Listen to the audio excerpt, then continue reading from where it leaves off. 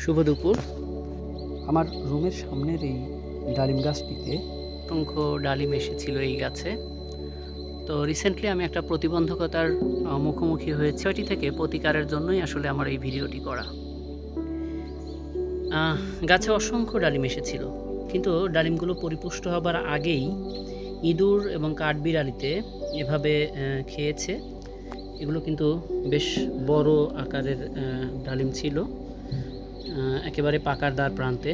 এটা অনেকটা পেকেই গিয়েছিল, কিন্তু সেগুলো এভাবে খেয়েছে। কোনোটা ছোট, কোনোটা বড়, সবই খেয়েছে।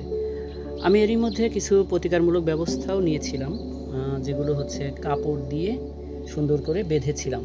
তার ফলাফল হচ্ছে এটা পেয়েছি। কিন্তু এই কাপড় ভেদ করেও দু একটা খেয়ে ফেলেছে। সেই ক্ষেত্রে এর থেকে ভালো কোনো পরিত্রাণের উপায় আছে কি না সেটি আসলে আমার জানার খুব ইচ্ছে।